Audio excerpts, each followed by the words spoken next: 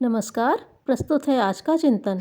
तैत्तिरीय उपनिषद में मातृदेवो भव, पितृदेवो भव के साथ आचार्य देवो भव कहकर गुरु का महत्व माता पिता के तुल्य बताया है। इतना ही नहीं, अनेक स्थानों पर तो गुरु साक्षात परम ब्रह्म कहकर उनकी सर्वोपरिता को भी स्वीकार किया गया है। वस्तु स्थिति भी ऐसी ही है। बच्चे के पालन पोषण का कार्य माता पिता करते हैं, किंतु उसे संस्कारवान बनाकर सुसभ्य नागरिक बनाना आचार्य की जिम्मेदारी है। इस महान उत्तरदायित्व के कारण ही गुरु मनुष्य समाज का देवता है। उसकी महत्ता पर जितना लिखा जाए उतना कम है। हमारी प्राचीन पद्धति के अनुसार जैसे ही बालक की बुद्धि का विकास प्रारंभ हो, उसे योग्य गुरु को सौंप देने का विधान है। गुरुकुल प्रणाली में विद्यार्थी पूर्ण शिक्षित होने तक अपने गुरु के समीप रहकर जहाँ अक्षराभ्यास, भाषा बोध, व्याकरण, साहित्य, दर्शन आदि का अध्ययन करते थे, वहाँ उन्हें चरित्र, सदाचरण, पवित्रता, आंतरिक निर्मलता, अतिथि सेवा, भातृभावना, सहयोग, सहानुभूति, पर दुख कातरता और परोपकार की भी शिक्षा दी जाती थी। मानसिक प्रौढ़ता, विचार शक्ति, उत्तम स्वास्थ्य और शुद्ध जीवन लेकर स्नातक जिस क्षेत्र में प्रवेश करते थे, उसी में सत्य को प्रतिस्थापित कर योग्य नागरिक कहलाने का श्रेय प्राप्त करते थे, जो अपने चरित्र और विद्वता को कसौटी पर कसकर पूर्णता प्राप्त कर लेते थे। शिक्षा का गुरुतर कार्य उन्हीं को सौंपा जाता था, ताकि वे विद्यार्थियों को अक्षर ज्ञान के साथ सद्गुणों की क्रियात्मक शिक्षा भी दे सकें।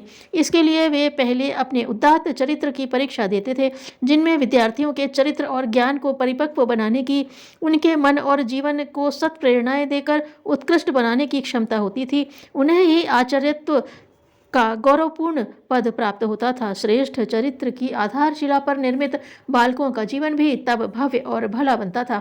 आज गुरु की आज्ञाओं का पालन करना तथा उनकी सेवा करना प्रतिगामिता का चिन्ह समझा जाता है। शिक्षा पद्धति के पूर्णतया भौतिक होने से अब शिक्षक भी वैसे निष्ठावान नहीं रहे। शिक्षकों का उद्देश्य पाठ्यक्रम के विषय को किसी तरह प्रतिपादित करके समझा देना और विद्यार्थियों ने शिक्षा का उद्देश्य केवल प्रमाण पत्र पा लेना समझ लिया है। शिक्षा के क्षेत्र में श्रद्धा प्रायः विलुप्त हो चली है और सभी और अनुशासन विहीनता ही दृष्टिगोचर हो रही है। व्यावहारिक ज्ञान की शिक्षा देने का कोई प्रयोजन नहीं रह गया। नागरिक जीवन में प्रवेश पाने तथा बालकों में इस कारण से न तो बौद्धिक आत्मनिर्भरता आ पाती है और न वे जीवन के सदुद्देश्य को ही समझ पाते हैं। सामाजिक जीवन जो अस्त व्यस्त हो रहा है, वह इसी कारण है। गुरु की महत्ता शिक्षा और गुणों तक ही सीमित नहीं है। सही ज्ञान का दिग्दर्शन कराना उनका प्रमुख उद्देश्य रहा है।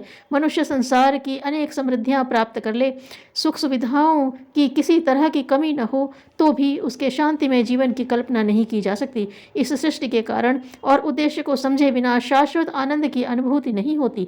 यह ज्ञान प्राप्त करना मनुष्य का मूल उद्देश्य है। विद्यार्थी जीवन में मनुष्य की बुद्धि कोमल और ग्रहणशील होती है, अतः श्रेष्ठ संस्कारों के बीज उसमें डालना इस समय आवश्यक होता है। सूत्र का प्रथम सूत्र अथा तो ब्रह्म जिज्ञासा विद्यार्थी के मन की जिज्ञान पिपासा को प्रकट करता है। विश्व की रहस्यमयी गुत्थियों को सुलझाकर परम सत्य की खोज करना मनुष्य जीवन का लक्ष्य भी है। लक्ष्य पूर्ति के लिए साधना की आवश्यकता होती है। साधना अनुभवी पथ प्रदर्शक की देखरेख में ही संपन्न हो सकती है। गुरु शब्द में ब्रह्म विद्या का बोध होता है। साधना और ब्रह्म विद्या के निष्णात आचार्य यह समझते थे कि साधना काल में साधक के जीवन में जो मोड़ और परिवर्तन लाने होते हैं, उसके लिए विद्यार्थी जीवन सबसे उचित है। इस समय मस्तिष्क में श्रद्धा और विश्वास अधिक होता है, किंतु मानसिक परिपक्वता प्राप्त कर लेने के बाद लोगों के विचार और संस्कारों को बदलना कठिन हो जाता है। इसके लिए अधिक शक्ति, समय और श्रम लगाकर भी परिणाम थोड़े ही निकलते हैं। विद्यार्थी जीवन में बुद्धि का उदय होता है। इस बात को भारतीय आचार्यों ने गहराई तक समझ लिया था। इसीलिए जीवन के प्रारंभ में ही शिक्षा के साथ साधना का समन्वय किया गया था। गुरु के सानिध्य में रहकर शिष्य साधना का तेजस्वी जीवन बिताते थे। तपोवशिष्ट होने से उनका शरीर स्वर्ण जैसा दैदीप्यमान होता था। संसार की कठिनाइयों से संघर्ष करने की उनमें शक्ति होती थी।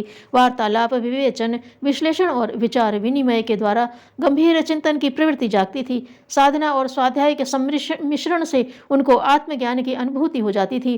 विद्यार्थी केवल गुणपुंज या ज्ञानपुंज ही नहीं, शक्तिपुंज होकर भी निकलते थे। फलस्वरूप उन्हें भौतिक सुखों की कोई आकांक्षा न होती थी। तब वे अधिकार नहीं, कर्तव्य मांगते थे। सेवा को वे व्रत समझते थे। साहस और कर्मठता उनमें कूट कूट कर भरी होती थी। मनुष्य शरीर के रूप में उनमें स्वयं देवत्व निवास करता था।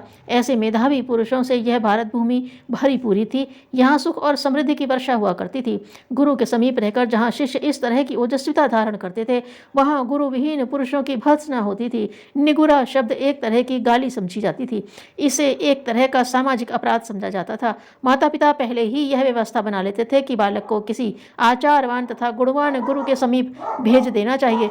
इससे वे अपने बालकों को गुरु विहीन होने के अपराध से बचा लेते थे।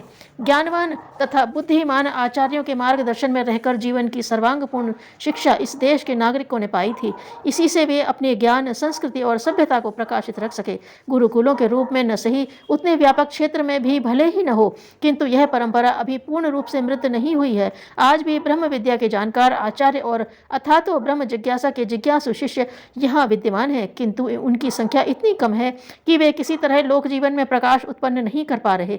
फिर भी संतोष यह है कि गुरु गौरव अभी भी यहाँ सुरक्षित है और उसका पूर्ण विकास भी संभव है। इसमें कुछ देर भले ही लगे, किंतु आत्मा की ज्ञान पिपासा को अधिक दिन तक भुलाया नहीं जा सकता। उसके जागने का समय अब करीब आ पहुंचा है। एक बार फिर से विचार करना पड़ेगा कि पाश्चात्य प्रणाली पर आधारित आधुनिक शिक्षा संस्थानों में जो व्यवस्था चल रही है, उससे क्या मानवीय जीवन की समस्याएं पूरी होती हैं? आज की शिक्षा का एकमात्र उद्देश्य अर्थ प्राप्ति और कामोपभोग रह गया है। जीवन निर्माण तथा राष्ट्र निर्माण के उत्थान के लिए ऐसी शिक्षा से कोई लाभ नहीं हो सकता। विद्यार्थी जीवन में तपश्चर्या, तत्परता और संयम भावना जागृत करने की आवश्यकता है। इसके लिए गुरु शिष्यों के संबंधों में अनुशासन का भाव पैदा करना आवश्यक है। इस आवश्यकता की पूर्ति के लिए सर्वप्रथम योग्य, विचारवान, दृढ़ चरित्र तथा ब्रह्मवेत्ता अध्यापकों को ढूंढ निकालना पड़ेगा। शिक्षा की नींव जब तक चरित्रवान व्यक्तियों के हाथ में नहीं पड़ेगी, तब तक जातीय विकास की समस्या हल न होगी। जो स्वयं प्रकाश फैलाने वाला, यदि वही अंधेरे में ठोकर खाकर गिरे तो दूसरों को वह उजाला क्या देगा? राष्ट्र को ज्ञानवान, प्रकाशवान तथा शक्तिवान बनाने के लिए गुरु और शिष्य परंपरा का सुधार नितांत आवश्यक है। लोक जीवन के विकास की समस्या इसके बिना कभी पूरी न हो सकेगी। आलोचना न करो, आशा न करो, भय न करो, सब अच्छा ही होगा। धन्यवाद।